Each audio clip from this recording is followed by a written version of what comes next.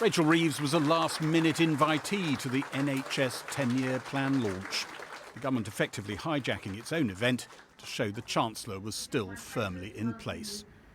Today, she'd recovered her poise, despite some of the worst front pages this government has seen, and the market nerves she triggered yesterday, which pushed up the price of government borrowing. The Chancellor of the Exchequer, Rachel Reeves. The plan here was for her to deliver a few scripted words and make no reference to the scenes yesterday. We've fixed the foundations and we've put our economy back on a strong footing. Our commitment to the fiscal rules has meant that we can boost investment in our public services. Prime Minister, over to you. It was the Prime Minister, not the Chancellor, who took the inevitable questions. Would the Chancellor like to comment on her experience in the Commons over the last 24 hours? In relation to the Chancellor, I'm not going to stand here and speak for the Chancellor, but as she's made clear on a number of occasions, yesterday was a personal issue, and I'm certainly not going to say anything more about that. I think it's just fantastic that she is here. Having to drag your Chancellor here to look performatively happy in front of the cameras, does it say something a bit unpleasant about politics? Chris, I don't think that's an accurate or fair description in relation to today. One of Rachel Reeves' agonies is working out how, after Labour MPs force the government to abandon welfare cuts, they can stick to her pledge that they won't do another tax raid that's anything like as big as last year's. Can you actually, hand on heart, repeat that now? Because after this week, a lot of experts, a lot of people in the city think you probably can't and maybe shouldn't. We did really tough stuff in that budget of last year.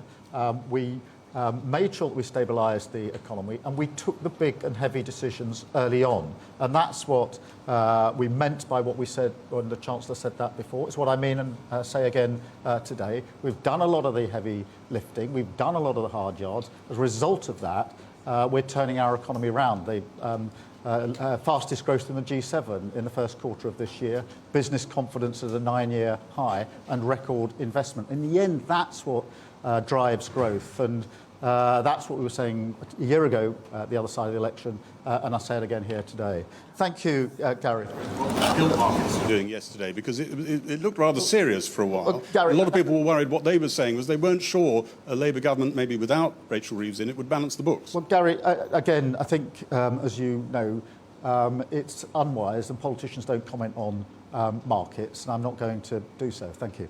Rachel Reeves' team spotted that a Bloomberg message was flashing up on city screens. Rachel Reeves declines to answer media questions on tiers in Commons. Rather than risk another spike in the price of government borrowing, they scrambled an interview to settle nerves. Well, clearly I was upset yesterday, and everyone could see that. It was a personal issue, and I'm not going to go into the details of that. But my job as Chancellor at 12 o'clock on a Wednesday is to be at PMQs next to the Prime Minister, supporting the government, and that's what I try to do.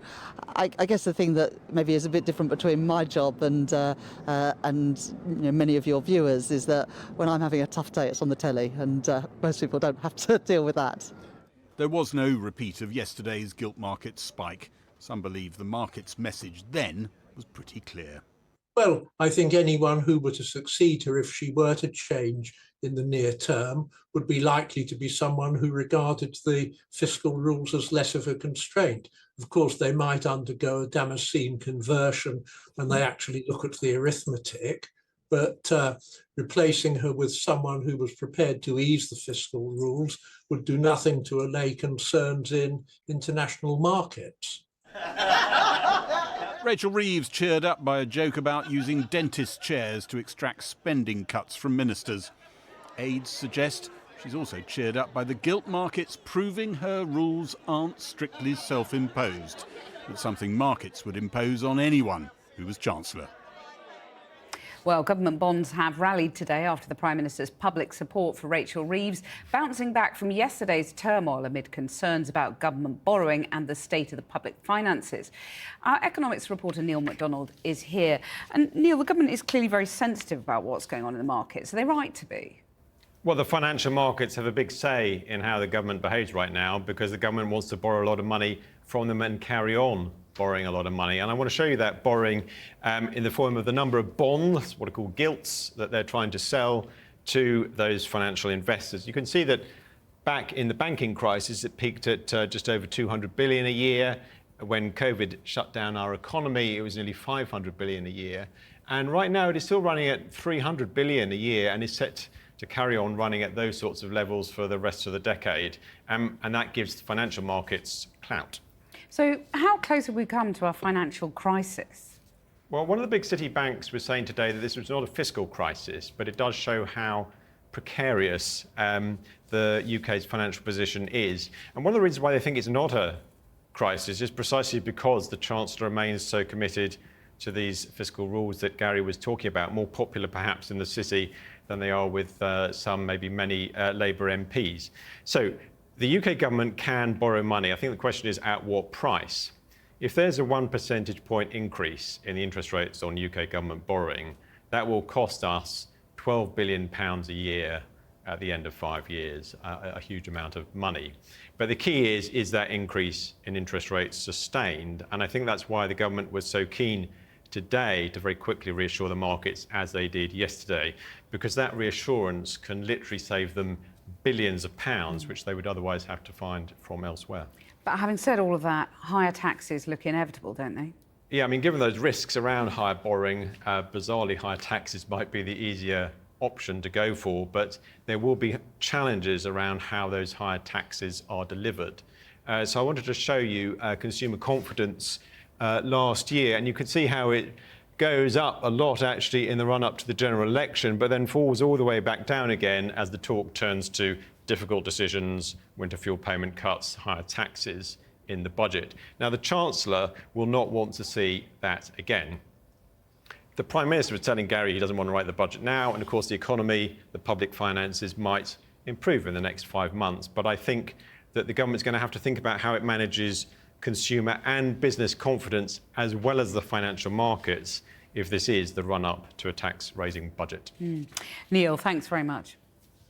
Well, more now on the government's 10-year NHS review, which Sir Keir Starmer said would rewire and future-proof the health service. But opposition MPs described it as sketchy and ignoring the crisis in social care. Our health correspondent Aisha Tell has the details. Reform or die. Do we need to reform? Absolutely, yes. If we don't reform, are we causing avoidable harm and putting patients at risk of avoidable harm? Yes, we are. Today was the day the Prime Minister announced just what his plan was to save the NHS. So just imagine it, nurses, doctors, pharmacists, dentists, carers, health visitors, all under one roof. But also alongside them, services like debt advice, employment support, smoking cessation, preventative services, which we know are so crucial for a healthy life. This is his description of what they've called the Neighbourhood Health Service. So breaking down this announcement then, there's been 3 main shifts, from hospital to community, sickness to prevention and analogue to digital. The main focus though seems to be from hospitals like this to the community. That sounds great, who wouldn't want that? But what does it mean in practice? Under the plan, neighbourhood health centres will become the main point of contacts for patients, open 6 days a week, 12 hours a day. They'll offer a range of NHS services under one roof, including GP appointments, diagnostic tests, scans, blood tests and dentistry, and also same-day care for minor injuries. The goal? Keeping people out of A&E, slashing down waiting lists and allowing hospitals to focus on more complex care. But hospitals have always been the focus of the NHS.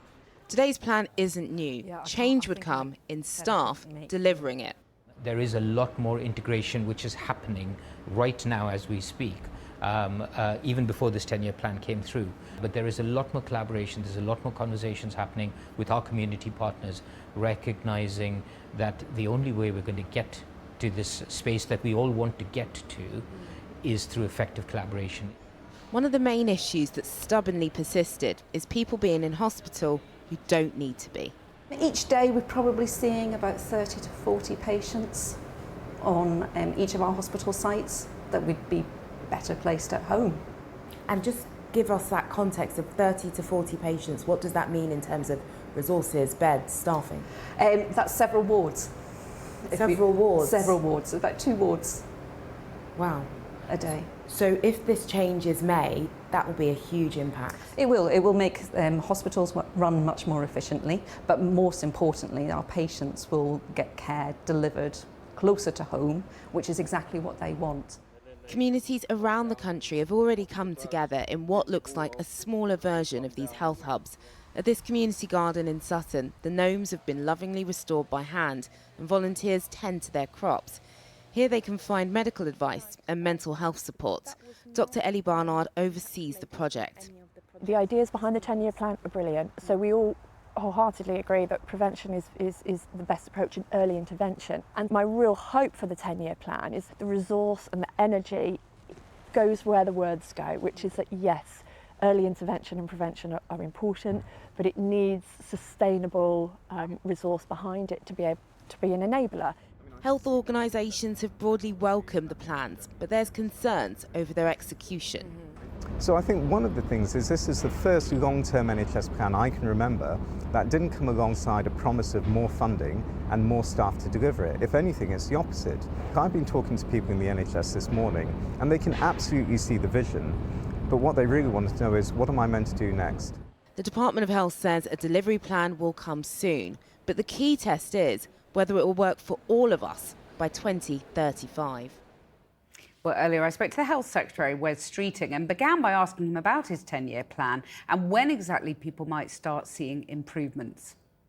Well, in our first year, we've hit the ground running. We promised to deliver 2 million more appointments in the first year to cut waiting lists. We've actually more than doubled that with over 4 million appointments. I said I'd put 1,000 more GPs onto the front line in the first year. I've almost doubled that with 1,900 and waiting lists at the lowest levels in 2 years. So change has begun, but I wouldn't pretend for a moment that there isn't still a huge amount to do. Yes, this is a plan for the next decade, but so much change is coming over the course of this Parliament ahead of the next general election. So people will start to feel the change and experience the change in the NHS, whether they're working in it or whether they're using it. The 4 million extra appointments that you just name-checked, as did the Prime Minister earlier, he said it's a record for any single year ever. I mean, our fact-check team has shown that that's just not true. Would you accept that? It's not a record. Well, I haven't seen the fact-check team's data, but well, certainly, I mean, the last year of the Conservative government, the last Conservative government, delivered an increase of over 6 million appointments compared to the previous year. So, sure,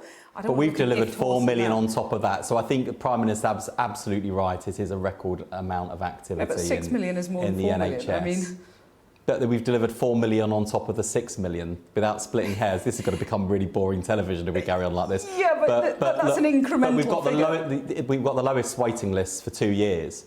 I do know that by the next general election, I have to have delivered on our commitment to the 18-week standard that the NHS sets for itself. And the health foundations, as an independent think tank, has said on current trajectory, we are going to hit it. You have been talking about how half of your colleagues are on weight loss jabs. Would you ever, I'm not saying now, not making any comment on your weight. I've had enough of this. You're not the first person to say this today. But would you ever pay for it in the future? Yeah, I would, and you know, all right, I'm taking the hint now, but there's a serious point here, which is, and we've talked about this a lot in the Commons tea room, because as I've said, there are quite a few MPs who've taken up these jabs. The discomfort we all feel about it is that if you can afford to pay over 200 quid a month, you're getting the benefit. That's really unfair. And that's one of the reasons why in the 10-year plan we've got a stated commitment to expand access to these weight loss drugs for everyone who needs them. And of course the health of the NHS depends to a great extent on the health of the economy. Now, after what's happened in the last few days, it's quite clear to people looking on that Labour backbenchers now govern Britain. So what do you say to them if they feel that they can now push the Prime Minister, Cabinet colleagues like you around? What do you say to them? We're a team. And actually, Labour backbenchers who've raised concerns about welfare have done so in good faith. It's not been the smoothest week on that front, but it has landed us in a better place overall, and that's because Really? Labour members and ministers and MPs have been working together to get that result. But the consequences of the last few days, the last week or so, mean that you can't do everything? You've talked about short-term pressures, so you can't necessarily remove the 2-child benefit cap, or if you do, taxes will have to go up. I mean, there's a trade-off there, isn't there? There are always choices and trade-offs. And, so what do you say to the backbenchers about that? Well, I think what I'd say to our team, as well as to the country, is we can't do everything for everyone, everywhere, all at once. And yesterday, the bond markets got us scared, didn't they? They saw what happened in the Commons. They saw the Chancellor in tears, upset. They didn't know why. I mean, you're a very close friend of hers. Do you know why she was upset, or has she not even told you? It's personal. It's Has not. She told you? Yeah, I saw her this morning. It's personal. It's nothing to do with work. Just finally, it's a year since taking power, pretty much. If you look at the polls, you've had the worst start of any new government, at least from Keir Starmer's perspective. Some in the party think that installing you as Prime Minister might improve their chances. What do you say to them? Well, I wouldn't wish that on anyone. And look, we've got a great team and we've got a great leader. And, you know, people have always underestimated Keir Starmer. And I can tell you, that man gets up every single morning determined to change this country for the better. I am proud to serve in his government. I'm proud to work with him, and I'm proud of the team. You haven't denied you'd like a crack at it yourself, though. Well, look, I've always wanted to be doing. In fact, I had my old secondary school in Parliament this week, and I was talking to some of the sixth formers, and I remember when I was their age, I dreamt of being part of a Labour government able to be delivering change. I never thought I would be... You must have dreamt of being Prime Minister. Well, I tell you what, now seeing the job up close, I'm less sure about that. Wes Streeting, thanks very much.